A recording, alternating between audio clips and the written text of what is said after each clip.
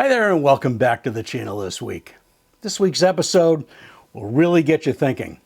This week I'd like to talk about a rule every photography teacher, every YouTube channel, and every beginner photo book leads with: the rule of thirds.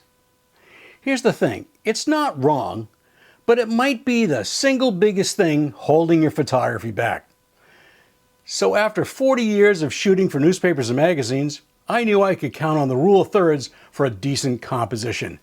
But once I started using leading lines, my hit rate went up and the paper started using more of my photos on page one.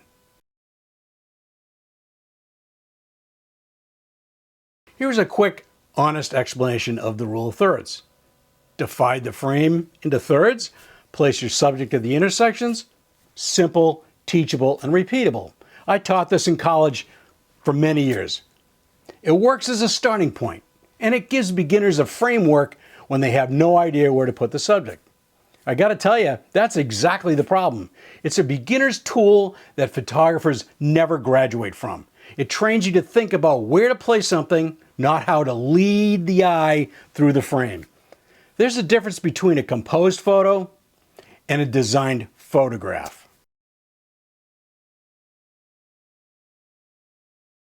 Rule of thirds makes you reactive. You see a subject, you place it, you're done. Leading lines makes you proactive. You see the geometry of a scene before the subject even matters. For this photograph, I was sent over to Marblehead to get some shots of storm waves. I knew that this restaurant sat right on the waterfront and would likely get some wave action. But how do I tell a story in one shot?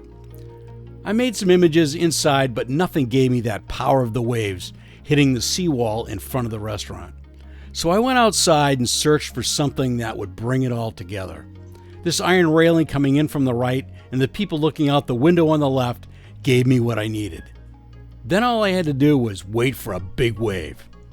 This photo was transmitted by the Associated Press and ran on the front page of newspapers all over the country. When you're shooting on deadline, news assignments, street photography, fast-moving situations, you don't have time to mentally overlay a grid, but for some people that's easily done. You need to read the scene instantly. The rule of thirds gives you a placement. Leading lines gives you a path. A path pulls the viewer into the image.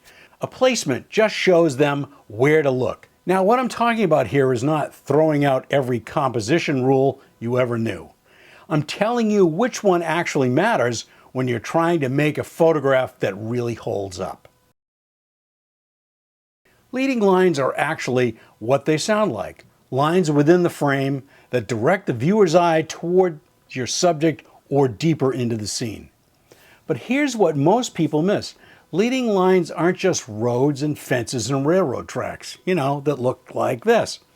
There's shadows, window frames, the angle of a person's arm, the edge of a building, the horizon line broken by a figure. Once you start seeing them, you can't stop seeing them. Leading lines do three things rule of thirds can't. They create depth, they create tension, and they create movement. The eye travels within the frame. It doesn't just land on a spot.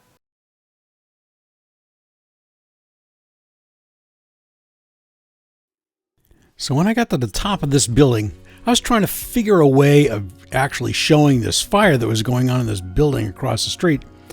And immediately what drew me in were these streams of water going up to the fire and also the eagle pointing at the fire. So as you can see, we had what? We had leading lines making a difference for this photograph.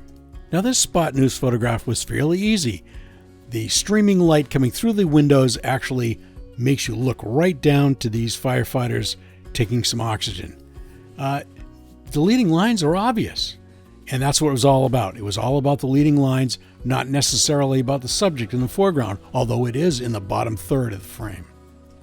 When I first saw this scene, it was pretty obvious to me that the water streaming down to the right-hand corner here was the leading line that drew you into the photograph and made you want to look at it. And for me, it's all about the leading lines here. It's not about the rule of thirds. So here's a couple more photographs. This first one of this truck and this boat in the back of it was an instantaneous leading line shot for me. It wasn't a placement of rule of thirds. It was these lines drawing me into this old truck that was carrying this dory in the back, which is really cool to me. Now this next shot here is from Bandon Beach down in Oregon, or out in Oregon, I should say. And these trunks of old trees just led me right in with the leading lines. Not rule of thirds placement, but lines drawing me into this photograph, which really I think is kind of neat.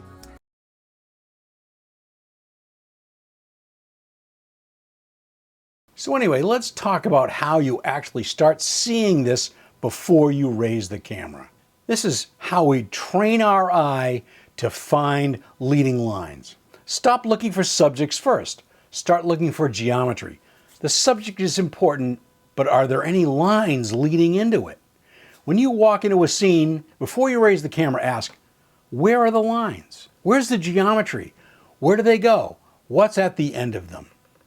So, with practice, go out and shoot an entire session where you're not allowed to use the rule of thirds. Force yourself to find subject using objects or lines leading into it. It feels uncomfortable at first, and maybe you feel that way too right now, listening to what I'm saying.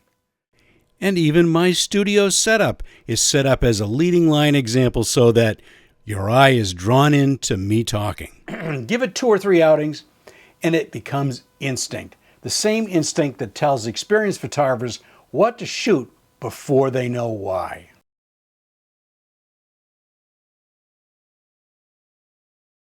Here's where this really matters.